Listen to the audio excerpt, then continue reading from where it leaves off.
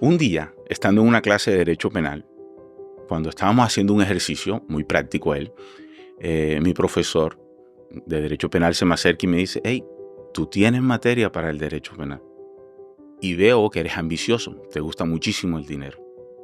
Y dijo algo que va a sonar muy coloquial, me dijo: el pajarito canta es en la jaula. Siempre que hay un preso va a haber dinero, porque la familia lo va a dar todo con tal de que él recupere la libertad. Hay gente que dice: padre, yo no cambiaría nada en mi vida, absolutamente. Yo sí cambiaría en mi vida el tiempo del conocimiento espiritual, el haber conocido a Dios antes. Todo ocurre en el tiempo de Dios, pero haberlo conocido antes me hubiera ahorrado mucha tristeza, mucho dolor. Pero déjame decirte, padre, y a los que nos están escuchando, que hay presencia del Señor. Y me encuentro con ese Jesucristo resucitado real, no el del que yo me persinaba cuando pasaba por una iglesia, no. Empiezo a conocer al Cristo misericordioso que me sonríe y me abraza y me dice: bienvenido a casa, cual padre amoroso recibiendo al hijo pródigo. Bueno, para los que no conocen, Pablo antes era Saulo de Tarso. Lo necesitaba así para que pudiera ir a las naciones. Y de pronto necesitaba un poco de que Serafín fuera temerario para enfrentar las misiones, de ese carácter, para medírmela todo y no rajarme, para ir por su gracia a cárceles, pueblos, condados. Sean todos bienvenidos a esta nueva edición de Un Cura y un Cuento. Nuevamente trayendo a todos ustedes la oportunidad de descubrir las maravillas de lo que es encuentro con Dios. Hoy tenemos un invitado, como siempre, muy especial, Serafín Solano. Y cuando hablamos de encuentros con Dios y de transformaciones y cambios, este es un nombre que va a resonar mucho en sus mentes y en sus corazones. Así que iniciemos con una oración. En el nombre del Padre, del Hijo, del Espíritu Santo. Amén. Dios Padre Todopoderoso, nos ponemos en tu presencia y pedimos la gracia y la unción del Espíritu Santo para nosotros y para todos los que hoy nos ven y comparten en este momento a través de este podcast. Danos la luz y la gracia de tu Espíritu Santo. Abre nuestros corazones para descubrir tu acción en el testimonio y en la narrativa de vida que hoy Serafín comparte con nosotros. Santísima Virgen María, acompáñanos, intercede por nosotros. Amén. Amén, amén. Serafín, bienvenido. Gracias a usted por la invitación, padre. No me lo puedo creer que estoy aquí hoy por fin, luego de pedirle al Señor que dirigiera mis pasos y bueno, acá estamos para servirle a Él. Por fin, llevamos meses tratando de llevar a cabo este podcast. Sí, de verdad que sí, para mí es totalmente satisfactorio y sobre todo una gran bendición estar hoy aquí acompañándolos. Tú eres de una de las ciudades que yo quiero más sobre la tierra y tengo los mejores recuerdos de Cartagena. Cartagena, Indias, claro que sí. Y nací en el barrio insignia de Cartagena, Indias, Getsemaní. Getsemaní, bellísimo. Sí. Era el barrio de los esclavos. Y con toda esa historia y magia en las calles. Bueno, más que de los esclavos, era el barrio de los comerciantes, de los trabajadores, de Mercaderes mercaderes, y el grito de la independencia, ahí el se grito de la independencia, la iglesia de la Trinidad. en su placita mágica, Sí, sí, que hoy por hoy se mantienen. bellísimo, bellísimo. Serafín Solano, ¿cuántos años tienes? 47 años cumplidos. 47 años, casado, soltero. Casado felizmente con mi señora estamos desde hace 31 años juntos ya. Wow, empezaste jovencito. Jovencito. ¿Cuántos hijos? 4 hijos hermosos y preciosos. ¿Qué se siente ser papá? Se siente escribir. Se siente escribir en corazones. Cada uno de mis hijos es un libro. Oh, qué bello. Sí, eso solamente un costeño influido por el realismo mágico puede decir eso. Y la misericordia del Señor Ok, bellísimo. Serafín, ¿cuál es tu profesión? Soy abogado, titulado Abogado. abogado. Qué bueno. Sí, trabajé muchos años en el derecho penal, criminología. A eso me dedicaba, era mi pasión. ¿Ahora qué te dedicas? Hoy soy misionero 100% de nuestra Iglesia Católica. Wow. Cuando uno escucha eso, pasan muchas cosas por la cabeza, pero sobre todo hay como un conflicto de intereses grandísimo. Claro que sí, sí, porque lo que hoy el Señor ha puesto en mi corazón, yo no tenía ni idea que lo iba a vivir y cuando no tenía al Señor conmigo, desarrollaba mi antigua pasión de una manera totalmente indiferente Ujú. al prójimo. Y eso es muy importante porque nos ayuda a entender cuál es la motivación por la cual alguien puede escoger una profesión. Sí, claro. ¿Por qué elegiste ser abogado? Bueno, porque realmente sentía que a través del derecho podría adquirir riquezas y era un hombre sumamente ambicioso.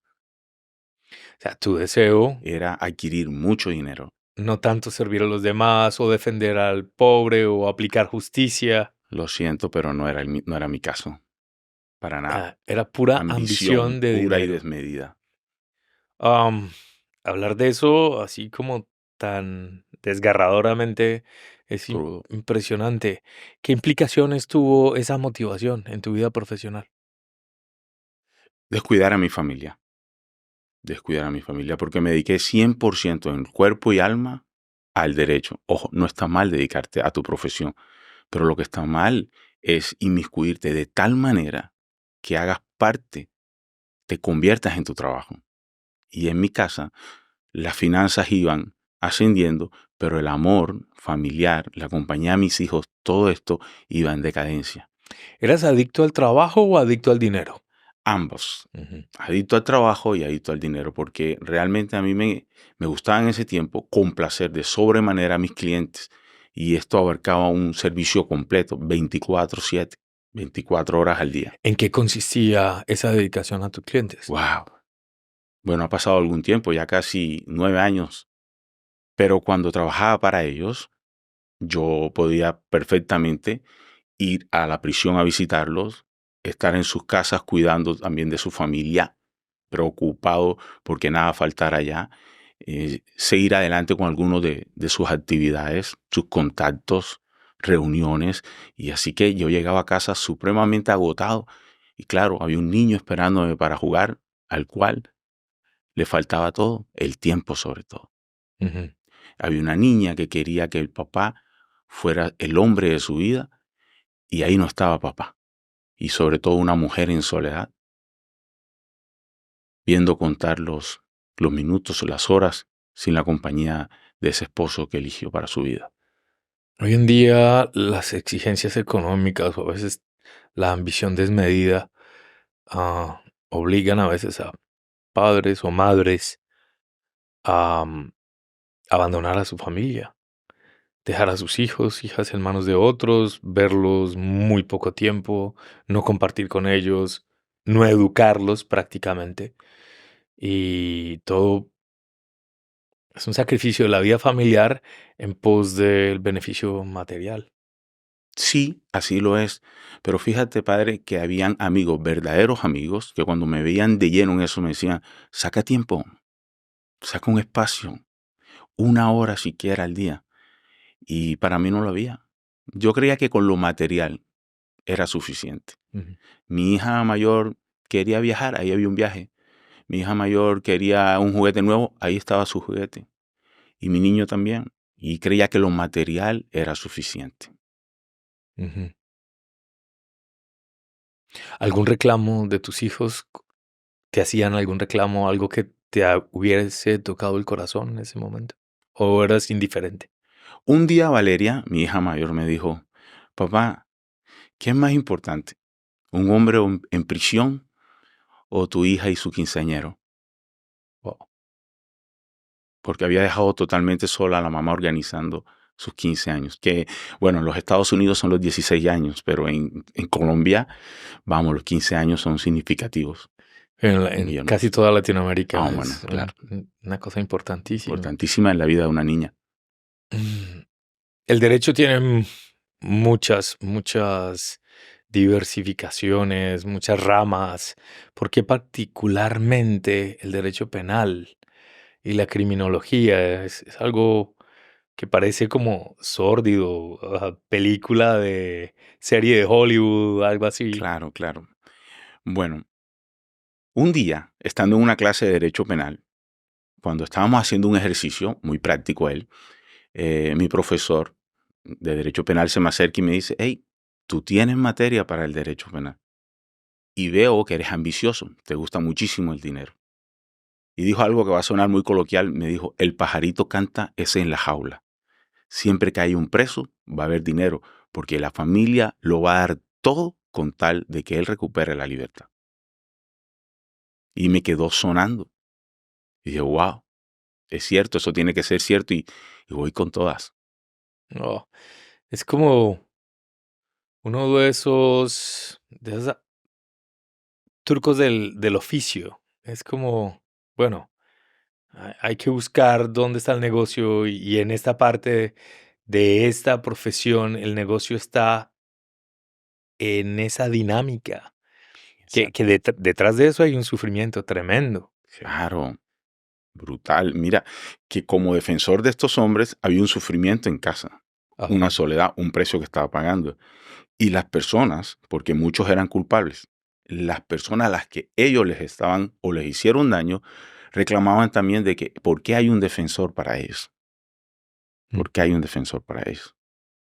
Era culpable de lado y lado. No sé si te acuerdas de una película de Hollywood que hace muchos años salió, que la protagonizaba Keanu Keanu Reeves. Reeves, ¿Te acuerdas de esa claro, con Al película? Pacino, El el abogado del abogado del diablo. diablo. ¿Te acuerdas? Con eso pasa algo, una anécdota, y es que estando en cine con mi esposa viéndola, mi esposa me miró más el rostro a mí que a la película. Me miraba y me analizaba cada gesto, y yo era así. Y tum, tum, tum. ¡Wow! Me dio muy duro esa película. ¿Te sirvió en tu proceso de encuentro con Dios o de discernir tal vez otra expresión en tu vida profesional? Sabes que no me sirvió de manera espiritual. Lo que hizo fue que me dio más empuje, porque hay una frase que dice Keanu en la película, en un juicio, dice, yo soy abogado y nunca pierdo. Y cuando salí de ahí, hice eso mi caballito de batalla. Y estaba en mi speech. Cuando hablaba con otros clientes, él decía, yo soy abogado y nunca pierdo. Tomé lo más negativo de la peli. Wow. Y debes elegirme a mí como tu abogado porque yo no voy a perder. Había mucho egocentrismo, demasiado. Sirvió para mejorar tu marketing. Exactamente. Ok. Bien, ¿y cómo desarrollas tu carrera? Bueno, creamos una firma de abogados muy jóvenes. Éramos 4. Ahí estaba mi primo hermano también, con quien me crié. Y, y él era un hombre muy letrado. Mm, Wow, se encargaba de toda la jurisprudencia, las leyes, los libros, la doctrina en general. E intrépido era yo. Me encargaba de negociar, iba donde los jueces, fiscales, conseguía a los clientes y veníamos trabajando de manera vertiginosa. Y la gente llegaba del interior del país, de ciudades del interior como Bogotá, Cali, Medellín, buscando a esa joven oficina que operaba en Cartagena, Indias. Tenían fama a nivel nacional Ya ya. estábamos teniendo fama a nivel internacional Ujú. En el ámbito del del... derecho penal. Único y exclusivamente en ese ámbito nos movíamos. Ujú. Pero eso trajo consigo otras cosas. ¿En qué sentido? Lo que te comentaba ahorita, que mientras nosotros defendíamos la causa de estos hombres, se levantaban enemigos de esos hombres. Y empieza un tiempo de violencia en la costa atlántica, entre bandas, enemigos unos con otros. Empieza un tema de sicariato. Empiezan a dar de baja amigos, colegas, hasta prácticamente cerrar la oficina porque ya quedábamos solo 2, mi primo y yo. ¿Qué pasó con los otros dos? Em, los dieron de baja. Se encargaron de ellos porque las amenazas llegaron a todos los abogados que estaban defendiendo a una banda y a otra. Incluso los colegas que nos conocíamos de toda la vida nos sentábamos en un restaurante un día y decíamos, ¿pero qué está pasando? Somos amigos y trabajamos con bandos diferentes porque todos necesitan un abogado. Pero nos mirábamos y decíamos, ¿pero qué puede pasar? Mañana puede ser tú, Serafín. Mañana puede ser tú, Jorge. ¿Alguna vez antes de elegir esto pensaste que iba a haber situaciones como esta? No, no lo vi. No lo vi venir. Mm. Y sabes, la juventud me ayudaba muchísimo a ser temerario. Pensaba que nunca nos iba a tocar la violencia, que éramos intocables. Este contacto directo con rostros que son accionantes de crimen, Sí. rostros con historias sangrientas, con motivaciones a veces terribles, pues es un drama constante. ¿Cómo hacías emocionalmente para lidiar con esto? Emocionalmente recurrí al vicio. Conocí el alcohol en demasía y, y mis hijos y mi esposa, es decir, la familia era la que tenía.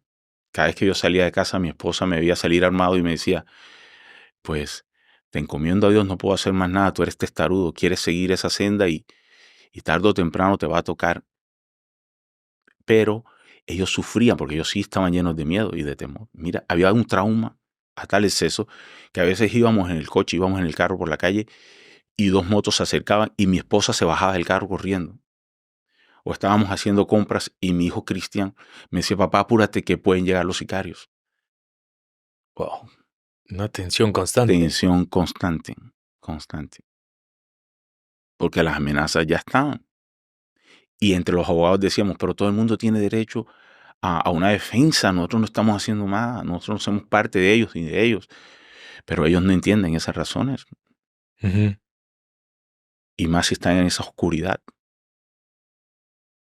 El amigo de mi enemigo es mi enemigo. Totalmente cierto. Mm, Totalmente. esa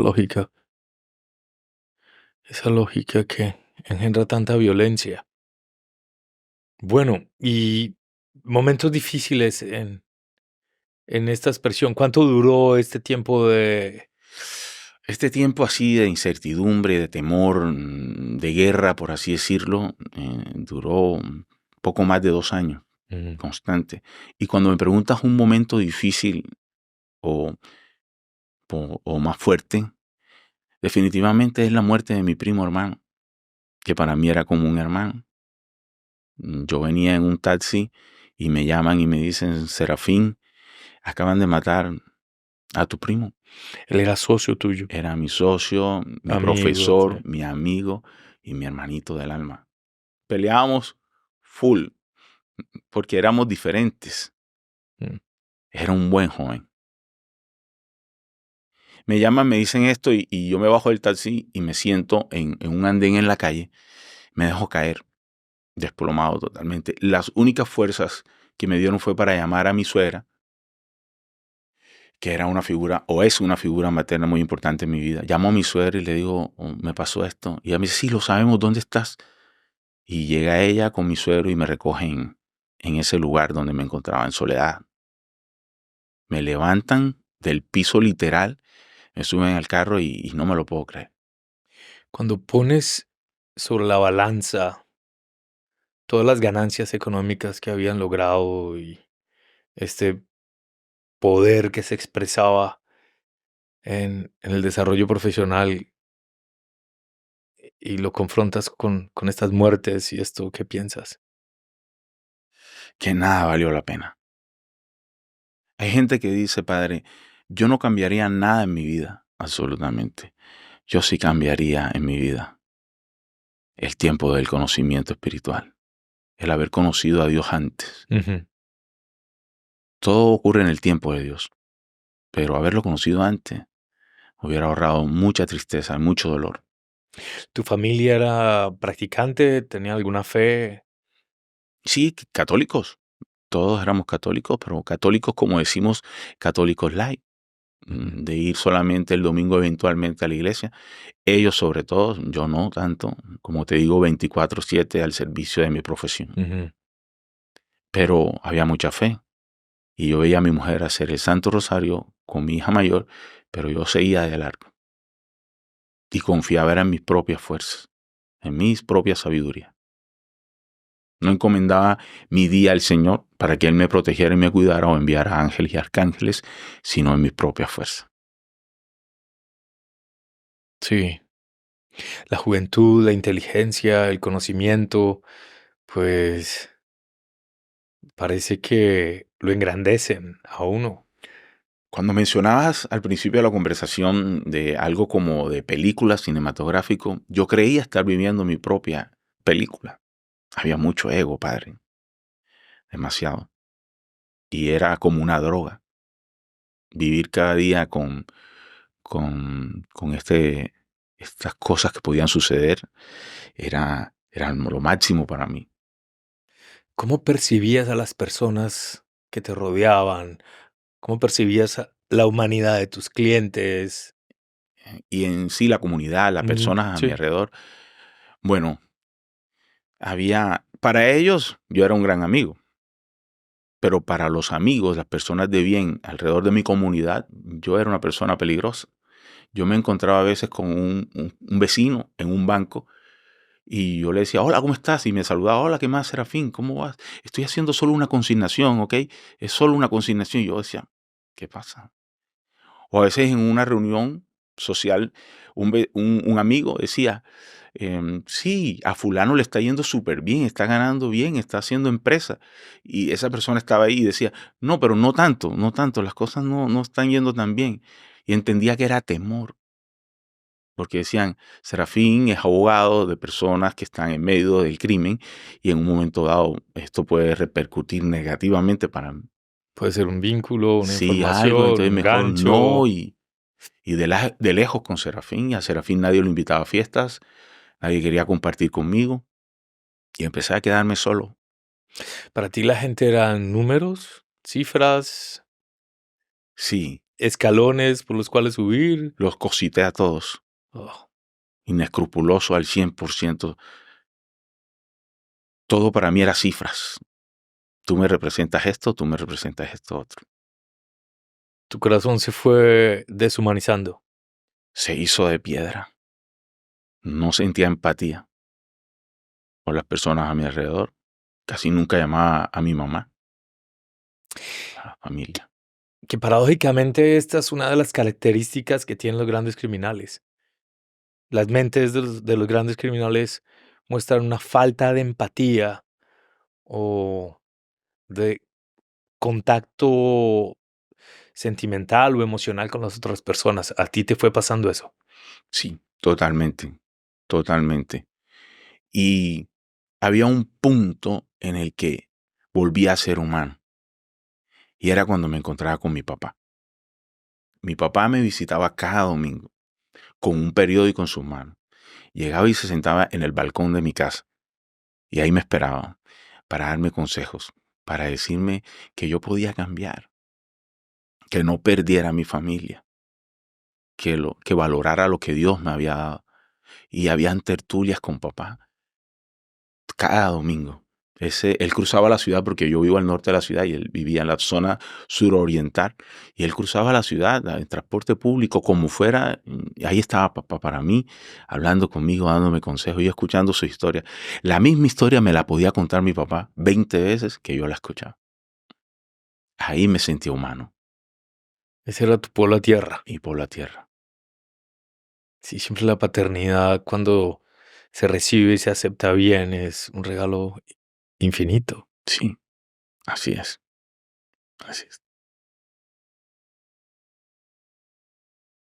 ¿Cómo sigue tu vida? Hoy día, wow, hoy día soy misionero.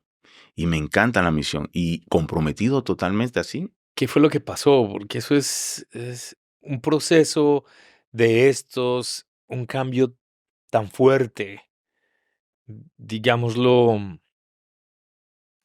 genera asombro, digamos estupor, ¿sí? ¿Qué fue lo que pasó en tu vida? ¿Cuál fue ese o punto de quiebre. de quiebre? Bueno, antes de decirte cuál fue el punto de quiebre, me gustaría contarte parte de lo que ocurrió antes de llegar al punto. Ajá. Muy bien. Resulta que con toda esta violencia ya no podía estar trabajando como abogado con libertad como quería. Decido irme al extranjero. Y cuando decido irme al extranjero, llego a un país llamado Bulgaria. Llego a Bulgaria. Es rarísimo. Que vaya a Bulgaria. Sí, generalmente todos los que somos de América Latina buscamos inmigrar, no sé, a países más conocidos, donde el idioma es más fácil o habla inglés o español o algo así. Bueno, este es uno de los antiguos países de la cortina de hierro Total. y qué raro, ¿por qué Bulgaria? Porque, bueno, habían amigos y familiares en España, pero Ujú. era la época del visado. Los colombianos no podíamos viajar libremente, sino obtener una visa. Y me dijeron que la visa estaba muy difícil. Mejor pide la visa para un país como Bulgaria o Rumania. Mm. Acaban de entrar a la Unión Europea y puedes cruzar. Ah, claro. Ok, esa es la razón. Pedí mi visado, llego a Bulgaria, pero me encuentro con la mala noticia de que ellos firmaron el tratado, mas no había entrado en vigencia. ¿Cuánto tenía que esperar? El año entrante, o sea, en un año entraban en vigencia. Y tu opción era o regresarte o quedarte viviendo en Quedarme ahí Bulgaria. de manera ilegal. Y decido estar ahí, pero no cuento con que la justicia es extremadamente dura en Bulgaria.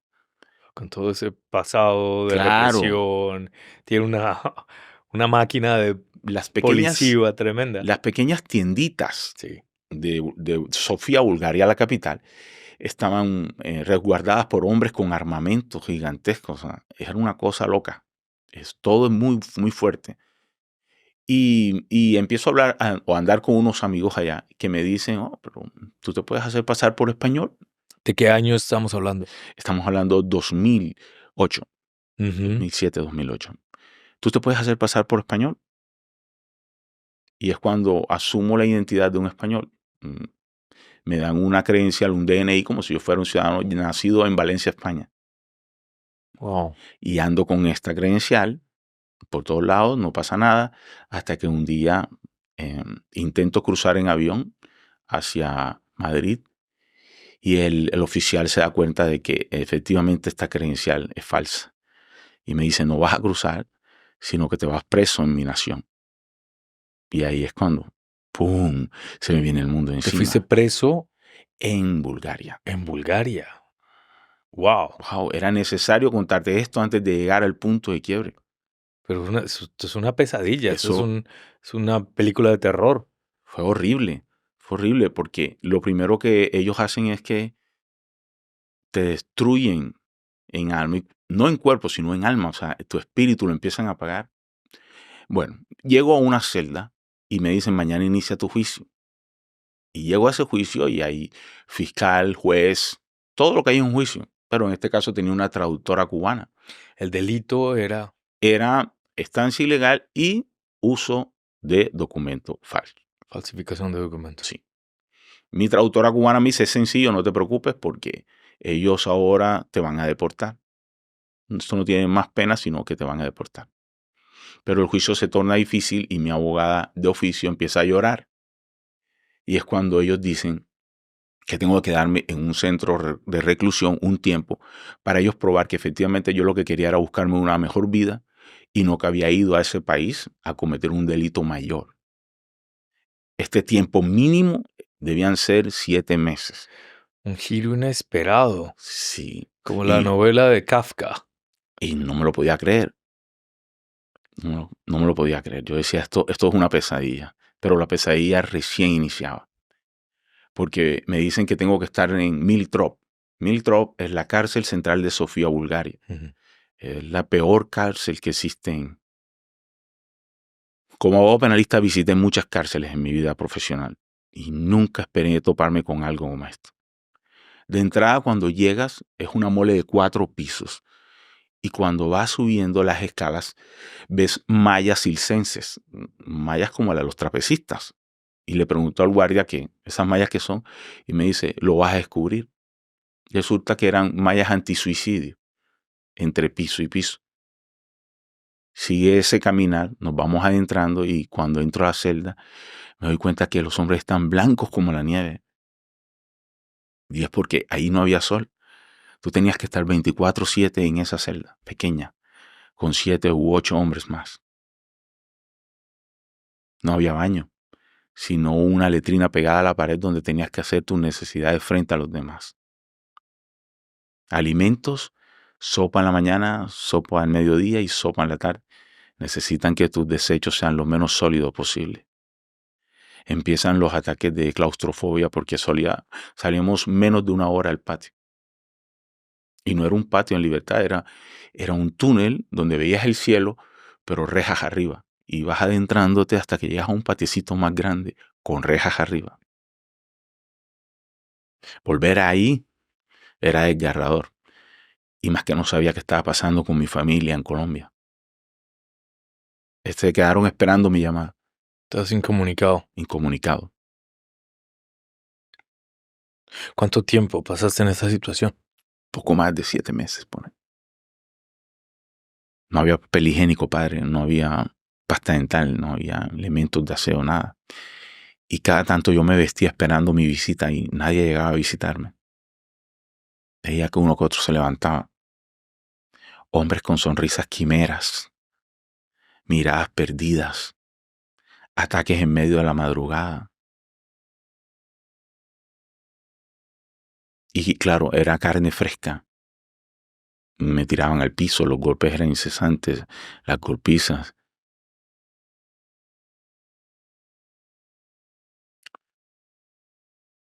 Soñaba con que mi papá pudiera llegar un día y me dijera vámonos a casa. A veces escuchaba un perro aullar y me subía entre la litera y me asomaba y solo había un pequeño orificio. Y desde ahí alcanzaba a ver allá en la calle ese perro y yo decía, yo quiero ser ese perro. Yo quiero ser ese perro. La claustrofobia era devastadora. Pero con el pasar de los tiempos ya era inevitable que firmáramos la paz, ya no podíamos estar peleando diariamente. Y me permitieron repartir las comidas a lo largo del pasillo. Ese fue mi trabajo. Como yo repartía comida, respiraba. Y eso me ayudó mucho. Mis hijos, bueno, ya están grandes. No hay problemas con eso, no hay rollo. Mis hijos me hacían estudiando un posgrado en Europa. Mi mujer, constante, enviando documentación. Porque el consulado era en Venezuela. No teníamos en Colombia relaciones consulares con Bulgaria. Y ella recogía documentos para demostrar que su esposo era un abogado que lo único que hizo fue intentar buscarse una mejor vida. 7 meses dura ese infierno. Infierno. ¿Qué pasó? ¿Cómo sales? ¿Cómo salgo? Padre, mi esposa me ayudó muchísimo. Candy se llama mi esposa y es el ángel que el Señor ha puesto en mi vida desde los 16 años. Ella salía bajo la lluvia a recolectar documentos, llamadas internacionales las tenía que hacer en algo que se llamaba SAI. Creo que ya eso no existe. Eran unos pequeños puntos de comunicación. Y allá iba ella, lloviera, a tronar, como fuera, a coadyuvar en mi defensa. Con mi abogada de oficio y Hortensia, que también es otro ángel cubana, ella me ayudó muchísimo y empezamos a armar la defensa para demostrar que no, que solo quería buscarme una mejor vida. Me aferré a una palabra. Como un hombre ajeno a Dios se aferra a una palabra. ¿A una palabra de Dios? De Dios. Jeremías 33:3. Clama a mí y yo responderé. Y te mostraré cosas maravillosas y ocultas que desconoces. Pero ¿cómo yo hago eso? Porque no tenías contacto con la palabra. No Me había imagino que no te sentido. sabías nada de la Biblia. Nada. ¿Qué fue lo que sucedió? Resulta, hagamos vayamos al tiempo atrás. Un día voy a Bogotá a hacer una diligencia a un tribunal y hay un taxi que dice Jeremías 33:3, búscalo. Entonces yo le dije al taxista, ¿qué significa eso? A manera de conversación. Y el taxista me dice, búscalo. Nunca lo busqué. Hortensia, yo necesito saber qué es Jeremías 33:3. Y es cuando me dice, clama a mí y yo responderé. Y había una Biblia que nunca usábamos. Y lo buscamos y ahí estaba, ¿En la celda? en la celda. Nadie usaba eso, más para cosas inmencionables. Y cuando buscamos la palabra, me aferro a ella y le digo, yo no sé rezar mucho, Señor, pero sácame de aquí, por favor, porque me voy a morir aquí en vida. No, ya pesaba 75 kilos, hoy día peso 90. Mm, Mi sonrisa había menguado. Infecciones en las uñas.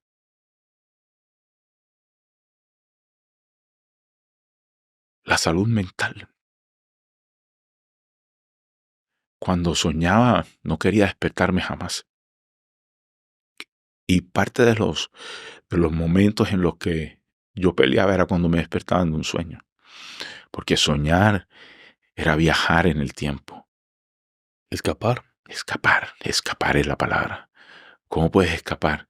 Soñando, Mm. soñando.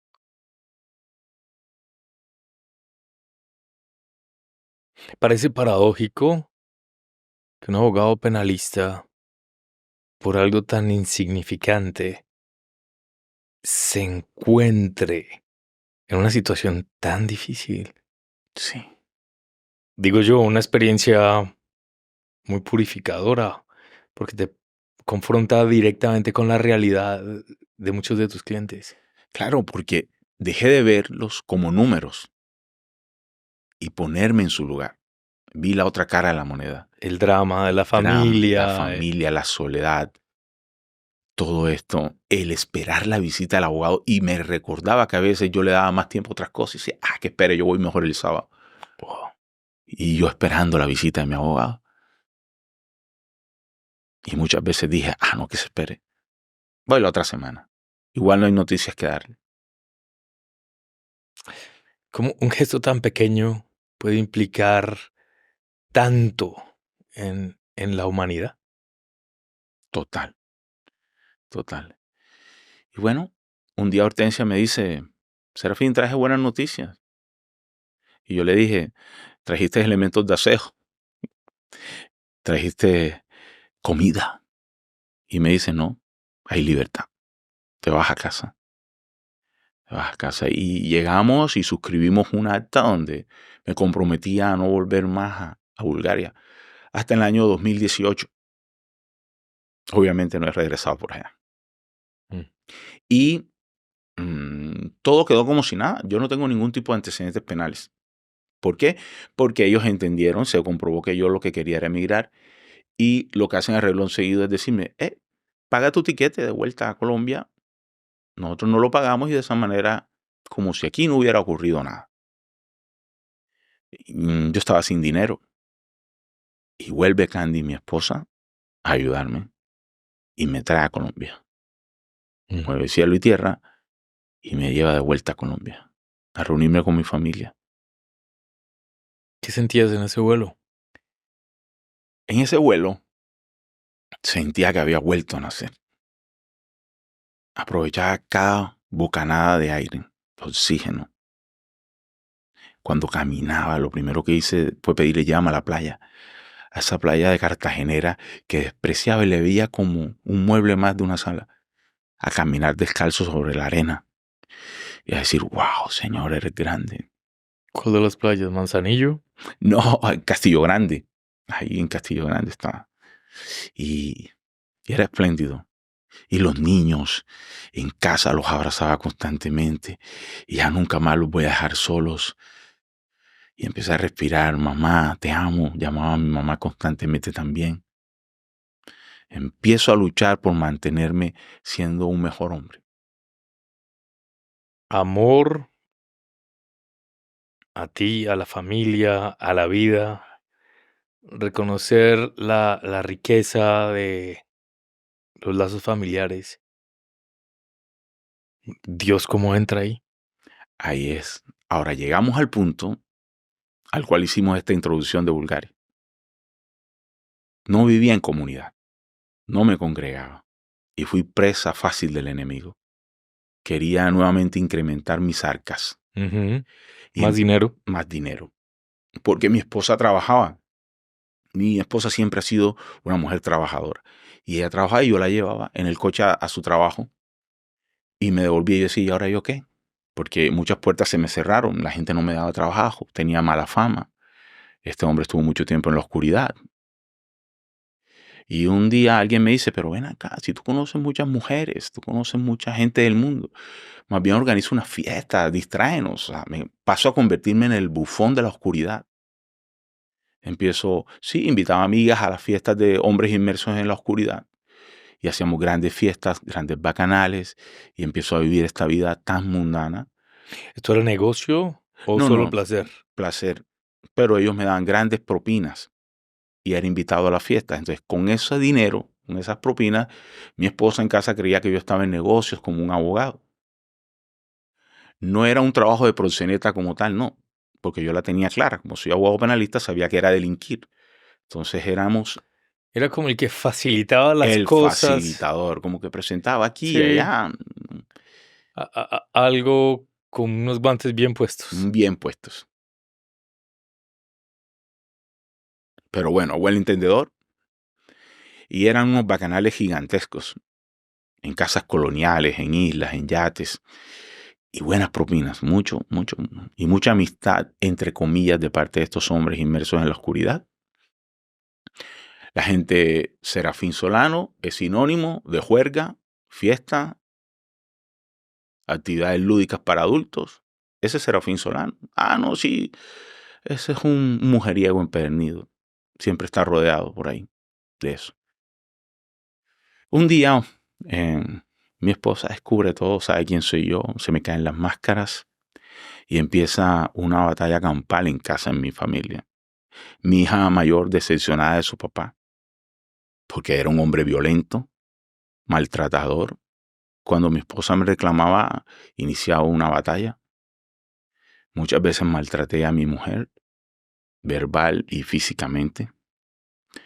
A mis hijos, un día, por ejemplo, mi hija mayor le contó a mi mujer que yo tenía algo en el teléfono y la maltraté a ella también, fuerte, y eso, ese recuerdo, yo sé que el Señor lo ha sanado en el corazón de Valeria, pero es un fantasma que a veces ¿Qué fue lo que aparece. te llevó a ese comportamiento errático? No sé, padre, realmente estaba poseído. Alcohol, drogas, Alcohol, mala vida. alcohol, mala vida, nuevamente ambición, oscuridad. Estaba cargado, Mm. cargado y explotaba en casa. Cuando era confrontado, explotaba en casa, rompía espejos, puertas, muebles. Era una locura, disparos al aire, vecinos llamando policía y llevaba a mi hija amanecida al colegio, amanecido, o sea, en tragos, una destrucción total del ser, Ujú. carente de cualquier tipo de habilidades blandas. Vuelve la indiferencia, no hay empatía. Se fue todo buen recuerdo de lo que el Señor hizo por mí cuando me sacó de Bulgaria. Todo desapareció. Lo decías al principio, que lo que te vuelve a llevar esto es la ambición, el deseo de tener y de poder. De poder, de reconocimiento. Mm. Un día mi mujer decide dejarme. Ella dice que ya no puede más con esto, que es insostenible. Porque cuando ella trataba de dejarme, yo la obligaba a estar conmigo. Yo me metía en la habitación y la atemorizaba. Ella abría los ojos en medio de la madrugada y veía un lunático de pie frente a ella, diciéndole, tú te vas de aquí solo muerta. Jamás me vas a abandonar. Este es nuestro hogar. Y ella me decía, recuerdo un día que me dijo, esto no es un hogar, Serafín. Esto es un infierno. Y dije, nuestro infierno. Nuestro infierno. Cuando ella se decide por fin, con el apoyo de su familia, amigos incluso de mi familia, ella me regala el retiro, un retiro espiritual. Decía Emaús. Yo no sabía qué era eso. Este retiro no me lo da en Cartagena, India, sino en Santa Marta. Ujú. Me dice, aquí tienes esto, porque el día que tú te mueras vas a ser recordado por eso, por ser un ser oscuro, violento, peleonero, No vas a ser recordado por nada más. Haz el retiro, a ver si algún día te ganas el perdón de tus hijos, porque el mío ya no. Tú me destruiste con tus infidelidades, con tus amantes, con tu comportamiento, más que cuando me has golpeado. Estamos hablando de hace 9 años, casi. Y me voy con un mundo destruido. O sea, ya no tenía nada, no tenía familia, no tenía empleo. Mis hijos estaban decepcionados. Tengo 4 hijos. Los mayores estaban totalmente decepcionados. Cristian de 21 y Valeria de 28 hoy día. Quítale 9 años. Pero los otros eran unos bebés. Tenía Jerónimo en ese entonces de 5 y Abril Sofía de 8 añitos. Menos 7, eran bebés. Llego al retiro de Maús y me encuentro con tanto amor. O sea, las cosas que suceden en un retiro como ese no se pueden contar por la confidencialidad del mismo. Pero déjame decirte, Padre, y a los que nos están escuchando, que hay presencia del Señor. Y me encuentro con ese Jesucristo resucitado real, no el del que yo me persinaba cuando pasaba por una iglesia, no. Empiezo a conocer al Cristo misericordioso que me sonríe y me abraza y me dice bienvenido a casa, cual padre amoroso recibiendo al hijo pródigo. De las cosas más bellas que narra el Evangelio son los encuentros de gente con historias buenas y malas, eh, con ese Cristo. Encuentro que transforma, que da esperanza, que redirecciona vidas, que da expresiones nuevas y que sigue siendo la misma dinámica del Evangelio. A través de los tiempos. Ajá, sí, no para. Cuando uno ve la vida de los santos con sus historias, su pecado tremendo, su santidad tremenda, sí, uno ve que hay una fuerza que sobrepasa esa maldad intrínseca en los seres humanos y que hace las vidas más hermosas, más bellas, más llenas de esperanza, más ciertas. Sí, totalmente cierto. Y si ves y analizas algunas de las parábolas, el Señor nunca dejaba llegar, siquiera cuenta siempre que lo vio a lo lejos, Lo veo a lo lo lejos. vio a lo lejos y llegó a su encuentro. Ujú. Cuando, por ejemplo, el Señor va a resucitar a Lázaro, Marta y María corren a su encuentro. Se hizo el encontradizo en el camino de Maús. Claro, es increíble. Y llego ahí y siento que yo me escondo. Yo llego y están los otros hombres que llegan a ese retiro y yo estoy escondido siempre tras bambalinas, oculto, no le doy la cara a nadie porque me sentía tan miserable y tan pecador. Que yo decía, yo no le puedo ver la cara a nadie aquí. Y estaba oculto siempre. Y me decían, tranquilo, participa en las actividades, no te preocupes.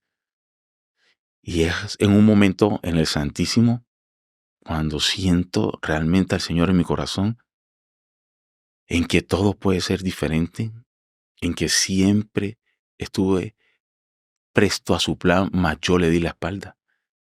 Y escucho una nueva palabra y está en Jeremías 29:11. Planes de bondad y no de maldad tengo para todos mis hijos, a fin que tengan una vida y una esperanza. Y yo digo, wow, Este es, este es el momento clave cuando lo sobrenatural empieza a manifestarse, pero con una simplicidad que asombra. Y estos momentos de encuentro con Jesús, Eucaristía, cuando la gente empieza a reconocer que es una presencia tan simple, tan humilde, pero tan proactiva, que Jesús está realmente ahí y actuando. yo sentía con cada minuto de oración en el Santísimo que el Señor me abrazaba y no le importaban mis viles vestiduras. Estaba ahí como cual Padre amoroso, repito, recibiéndome tranquilo. Confía, confía, confía. Yo tenía mi mundo allá afuera destruido, pero no entendía por qué estaba en paz. Y es que Cristo Jesús es la paz que sobrepasa todo entendimiento. Ujú. Entonces ya yo estaba tranquilo y empecé a sonreír. Y ese hombre que llegó con una cara ofuscada, apagada, triste, empieza a sonreír y no entiendo por qué. Te dirán, por pura sugestión. Incrédulos dirá, es que tú cambiaste tu vida tú mismo. Sí, pero no. Sin Jesús, sin Él jamás hubiera podido, porque luché. La mayor parte de mi vida estuvo en oscuridad y nunca pude por mis propios medios. Hoy día, obvio, tengo problemas y situaciones, pero el Señor está conmigo, está contigo y está con todos, aún los que no creen en Él. Porque la promesa es clara en Mateo 28:20. Estoy contigo hasta el fin del mundo.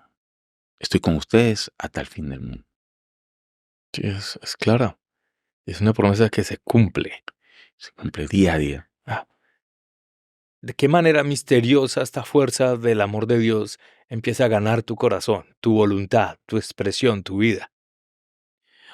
Cuando salgo de ese retiro, yo veo a mi esposa y ella me dice, no sé cómo, pero lo vamos a intentar de nuevo. Tú eres el amor de mi juventud, le digo, y tú el mío. Te amo con todo mi corazón. Y ya no veía a la mujer en aquel entonces de 30 y pico de años, sino veía a la niña de 15 años que se enamoró de mí perdidamente.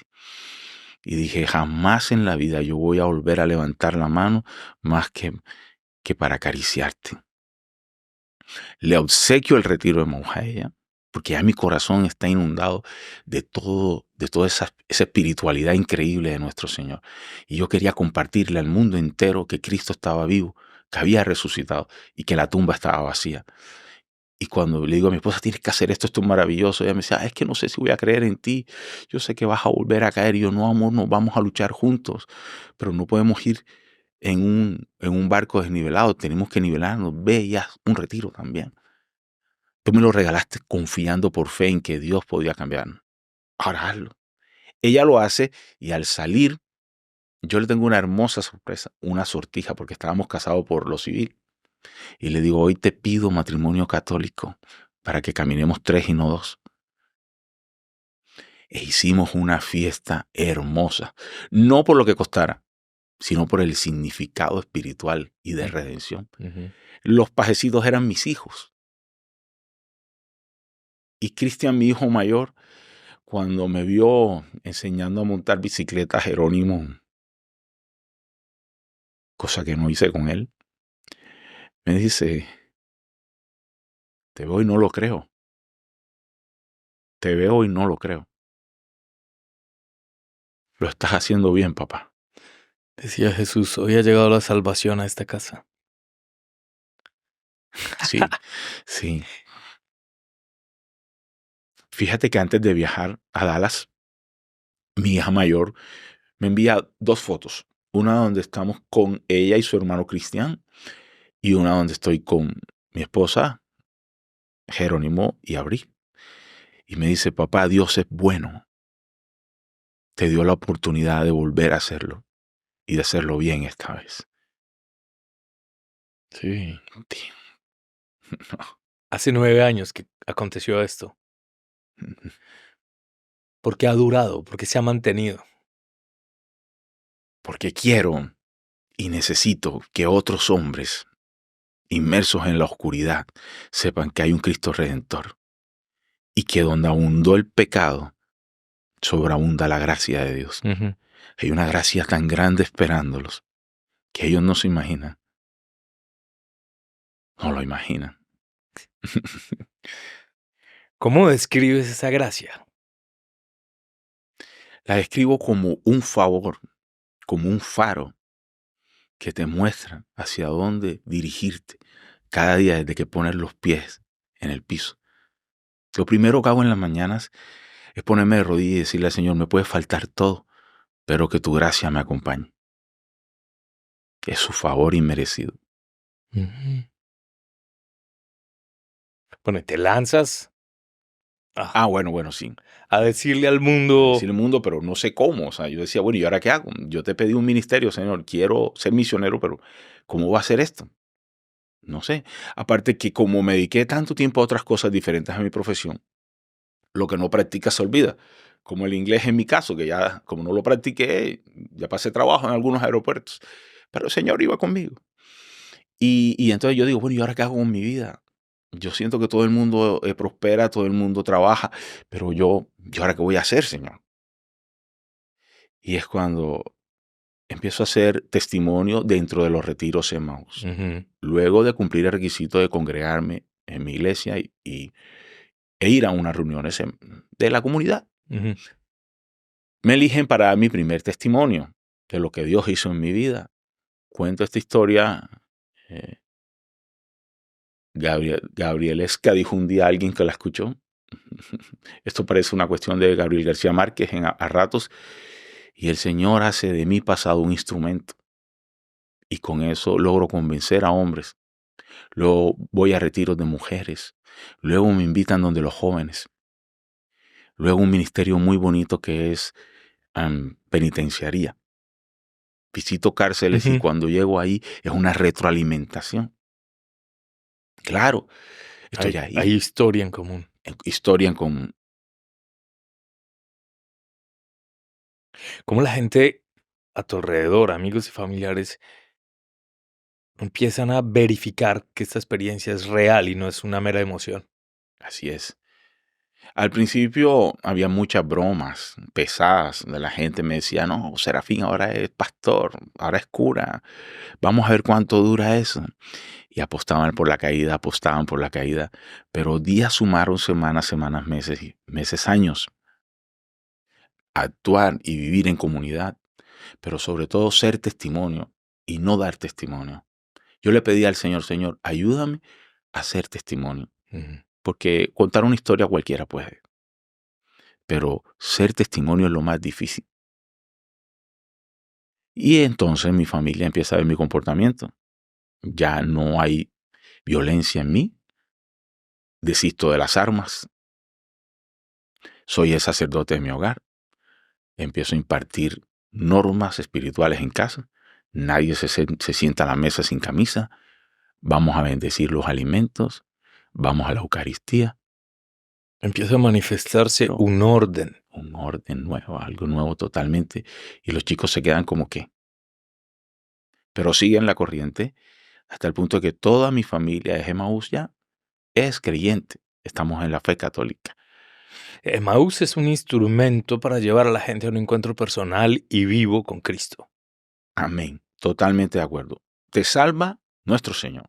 Te Ajá. encuentras con Cristo. Sí, Pero Emaús fue el método sí, sí. que usó el Señor para salvar mi vida, restaurar mi familia y darme un propósito. A estas alturas de tu vida, de tu experiencia de fe que se comparte, ¿cuál es tu mayor satisfacción? Mi mayor satisfacción, después de compartir mi fe, es ver cómo la gente que creía que su mundo estaba perdido y sin esperanza, hoy día caminan dentro de la paz que sobrepasa todo entendimiento. Cuando alguien me escribe un mensaje a través de las redes sociales, de la nada, gracias porque a través de ti mi mundo cambió. Gracias por esto. Y siempre incluyo ese.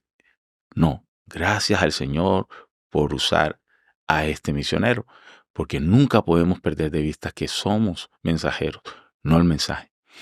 Cuando lees los Hechos de los Apóstoles, las cartas de San Pablo, ¿qué experimentas? La pregunta es retórica, porque me identifico mucho con Pablo.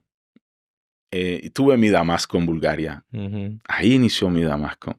Y luego se afianzó más en el retiro espiritual que hice.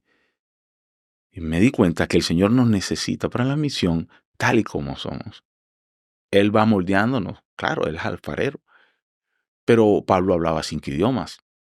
Pablo era próspero. Y el Señor necesitaba a ese Saulo que hablaba 5 idiomas. Bueno, para los que no conocen, Pablo antes era Saulo de Tarso. Lo necesitaba así para que pudiera ir a las naciones. Y de pronto necesitaba un poco de que Serafín fuera temerario para enfrentar las misiones, de ese carácter.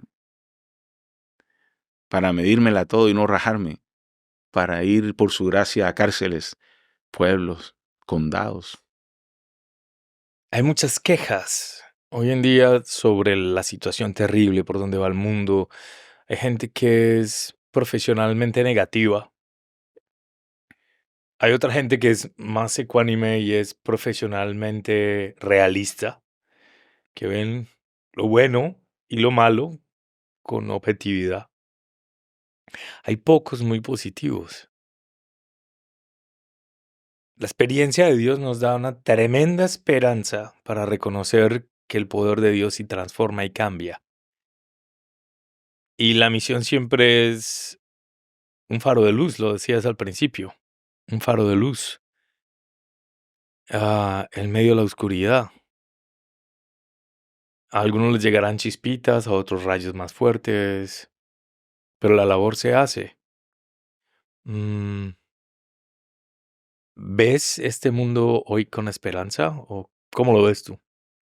Yo sí lo veo con esperanza, porque hay sed del Señor, hay sed de... Fíjate que hay empresas donde me llaman a hacer trabajos como una especie de coaching, y cuando voy a estas empresas hay gerentes que me dicen, no, cuidado con el tema de la espiritualidad porque hay libertad de culto aquí en mi empresa. Pero el Señor busca la manera de salir a flote, y todas estas sesiones de habilidades blandas siempre, ahí está presente el Señor. Y la gente es evangelizada de una manera u otra. Así que mientras existan misioneros, hay esperanzas para cambiar este mundo. La Madre Teresa de Calcuta dijo algún día, barre tu acera y al final toda la calle va a estar limpia. Y otra frase que me encanta de ella y la tengo enmarcada en mi casa es, que nadie venga a ti sin que al irse se marche sintiéndose un poquito más feliz. Ujú. Entonces hay esperanzas. Sí, es cierto. Uno de los aspectos más grandes que tiene la misión es poder dar referencias a, a la acción sobrenatural de Dios, a lo que llamamos signos o milagros. ¿Has sido testigo de alguno de estos? Claro que sí, claro que sí. Cuéntanos. Mira, el milagro más reciente, tengo un nieto que se llama Josué. ¿Por qué Josué es esforzado y valiente? No lo sabíamos hasta el año pasado. Mi nieto tiene 8 años. Josué le dio una crisis asmática. Lo llevamos al hospital, su madre es médico, y en el hospital descubren que los pulmoncitos estaban muy comprometidos. Con el pasar de las horas deciden intubar a Josué. Josué estará consciente y escuchó cuando dijeron, vamos a intubarlo. Es lo último que podemos hacer. Y él empieza a llorar y dice, papi, porque él me dice abuelo, papi reza, llorando. Y no, lo vamos a hacer, tú vas a estar bien, lo vas a lograr. Y empiezan cadenas de oración porque él se deteriora muchísimo. Al punto de que mi hija está a mi lado y toda la familia en la sala de espera del hospital. Y me dice, mi cuñado médico, Serafín, llévate, por mensaje de texto, llévate a Valeria con cualquier pretexto porque en cualquier momento nos dan la mala noticia. Le digo, hija, vamos a que te duches, papá, ¿para qué me voy a duchar? Vamos. Y cuando vamos a casa, su mamá me dice, papá, yo te quiero pedir un favor. Ahora que Josué se vaya, cuídame a Lana porque yo me voy a morir con él. Entonces les dije, hija, aquí nadie se va a morir. Esa enfermedad no es para muerte, sino para la gloria de Dios. Ella me dice, papi, yo quisiera creer como tú, pero yo soy médico y sé que todo está colapsando dentro de él. No soy boba, yo sé que me trajiste por otra razón. Eran las 2 de la mañana cuando llamo a mi hija y le digo, ¿qué haces? Y me dice, pues papá, estoy dormida. Y yo, no es tiempo de dormir, es tiempo de levantarte y clamar por tu milagro. No, papá, ya oré. Yo le dije, ya recé. Me dice, le dije, no, ahora vas a clamar, que es distinto. Tú vas a clamarle al Señor. Y empezamos a orar fuertemente esa madrugada. Cuando llegaron las 3, hicimos la divina misericordia. Padre, al día siguiente me levanto y mi esposa me dice, Serafín, le quitaron el tubo al niño. Está respondiendo. Y dijo, tengo hambre. Ujú. Ahí estaba la gloria de Dios, porque cuando llegamos al hospital, los médicos que son amigos de mi hija y su colega dicen, aquí no sabemos qué pasó, no tenemos ni idea, porque todo estaba listo, sus pulmones ya estaban al 85% comprometidos. Ahí estaba el milagro del Señor. Ahí está su acción. Y estábamos descubriendo por qué era Josué, esforzado y valiente. Hace el Santo Rosario de la Divina Misericordia, le encanta porque me dice, me gusta la Divina Misericordia porque es cortito, abuelo. Me dice, y me imita. Si alguien me sigue en redes sociales va a ver un video pequeño donde Josué tiene una Biblia grande y mis lentes, que hoy no los traigo, y dice, ja, ja, ja, soy el abuelo Serafín y hoy vamos a hablar acerca del Señor.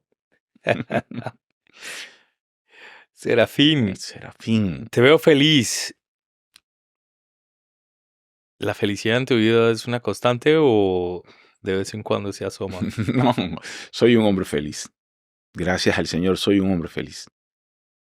Soy un hombre feliz, con mis dramas y todo, pero soy un hombre feliz. Y mi mayor riqueza es mi familia.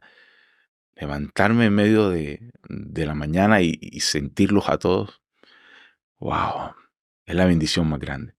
Sí, yo siempre digo que es el tesoro más grande que tenemos en nuestra familia. Amén, sí, Sí, sí. qué bueno. Y hacemos pijamadas, e invito a mi hija, a mi yerno, a todos, y unas pijamadas increíbles. Y ahí es donde está mi diversión de fin de semana. Y mi esposa me dice, pero ya basta, tantos niños todo el tiempo, somos los niñeros. Se la dicha a los abuelos. Sí, sí. Somos felices padres. Gracias al Señor. Me alegra escuchar eso porque también da mucha esperanza. Da mucha esperanza a todos los que nos están escuchando, a que están viendo este podcast, a que no importa el pasado. Sino cómo lo usa. Sí, no hay santos sin un pasado y a veces terribles. Y, y siempre va un futuro Sí. para aquel que se abre a la gracia, a la acción de Dios, que es simple, que es sencilla, que no es nada complicada. Amén, así es. Mm. Así es. Sí, siempre me pregunta Serafín, pero ¿qué hay que hacer? Y yo, entrégate al plan de Dios, abre tu corazón, créele, obedece. Ahí me dicen, dame una fórmula para la bendición. A mí me encanta la obediencia porque cuando tú obedeces, se abren los cielos. Hey, entrégate a Dios. ¿Qué te pide el Señor? Que seas feliz, que seas buen esposo, que ames al prójimo. Entonces Él no te está pidiendo que salgas a robar por Él ni a hacer locuras. Él te está pidiendo ser feliz. Cuando se entiende eso, que sobre todo la ley de Dios, los mandamientos, no son tanto normas que te constriñen o que te oprimen o que limitan tu libertad, sino todo lo contrario, que son una manera de expresar la libertad de manera más digna y hermosa. A través de maximizar los valores. Ajá. Y el fruto de eso es la felicidad. La felicidad. Lo veíamos en el domingo pasado. La primera lectura era esa. Cumple estas leyes y serás feliz. Cumple estas leyes y serás feliz. Pero el mundo nos engaña. Nos muestra que la felicidad está en otras partes. Ujú. Hombre. Un mensaje final para nuestros amigos. Bueno, un mensaje final para los hombres y mujeres que están escuchando este podcast. Por favor, entiendan algo, que si buscan el reino de Dios y su justicia, todo lo demás va a venir por añadidura. Y que el Señor está con ellos hasta el fin del mundo. Muchas gracias, Padre. Muchas gracias. Muchas gracias, Serafín. Y espero que ustedes hayan disfrutado tanto como yo compartir con Serafín. Este es uno más de esos cuentos que cuando los escuchamos nos llenan de esperanza y nos muestran que hay otra faceta en la vida. Hasta la próxima. Que el Señor los bendiga mucho. Los llevo en las intenciones de mi celebración de la Eucaristía y en mis oraciones cotidianas. Gracias por estar con nosotros.